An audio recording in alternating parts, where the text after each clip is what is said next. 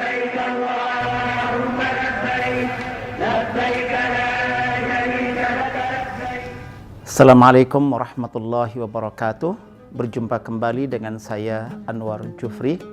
Bapak dan Ibu yang dirahmati oleh Allah Subhanahu wa taala. Insyaallah dengan pada video ini kita akan membahas tentang kita manusia diundang oleh Allah Subhanahu wa taala untuk datang ke kota Makkah melalui undangan haji maupun undangan umrah. Pada beberapa pembahasan di video-video yang lalu, saya sempat menyampaikan tentang misi kita, umat Islam, orang-orang beriman, diperintahkan untuk memakmurkan bumi Allah. Salah satu contoh dan teladan yang diberikan oleh Nabiullah Ibrahim alaihissalam adalah beliau mengajukan kepada Allah Subhanahu wa taala serangkaian permintaan-permintaan agar Allah memberikan serangkaian keistimewaan untuk kota suci Makkah. Dan permintaan-permintaan itu diijabah, dikabulkan dan diberikan oleh Allah Subhanahu wa taala. Jadilah perubahan itu mengubah daya tarik kota ini bagi siapapun yang menghendaki kebaikan dalam hidupnya, kebaikan dalam keluarganya, bahkan kebaikan untuk kotanya. Salah satu contoh yang sangat menarik adalah peristiwa Nabi kita Muhammad SAW ketika beliau dipaksa hijrah, meninggalkan kota Makkah dan pindah ke kota Yasrib. Waktu itu belum diberi nama Al-Madinah Al-Munawwarah, kota Yasrib yang rusak berbagai sisi kehidupan kota itu. Maka yang menarik kemudian adalah baginda Rasulullah Muhammad SAW mencontoh serangkaian permintaan Nabi Ibrahim alaihissalam yang sebelumnya disampaikan kepada Allah dalam upaya untuk membangun kota Makkah, dan dengan serangkaian permintaan itu Makkah pun berubah. Maka Nabi meminjam kalimat-kalimat, poin-poin dari permintaan Ibrahim untuk pembangunan kota Makkah diubah objeknya oleh baginda Rasulullah Muhammad SAW dengan maksud untuk mengubah, memperbaiki kota Yasrib yang kemudian hari diberikan nama baru Al-Madinah Al-Munawwarah.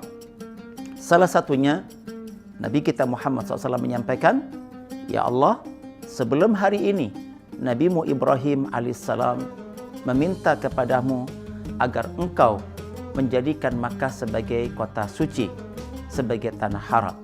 Dan dikarenakan permintaan itulah engkau menjadikan Makkah sebagai kota suci dan tanah haram. Jika background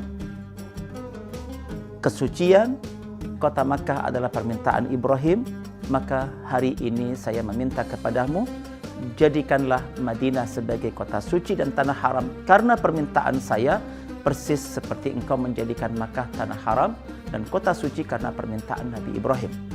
Dan ajuan Nabi kita Muhammad SAW ini pun dikabulkan dan diberikan oleh Allah.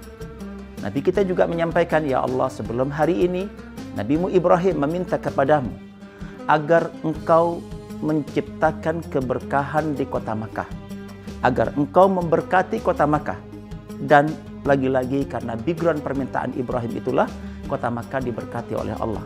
Allah menciptakan keberkahan di kota itu. Maka Nabi kita Muhammad SAW mengatakan, jika background keberkahan Makkah karena permintaan, saya juga bisa meminta. Maka hari ini saya minta kepadamu, ya Allah, ciptakan keberkahan di kota Madinah karena permintaan saya, persis seperti engkau menciptakan keberkahan di kota Makkah karena permintaan Ibrahim.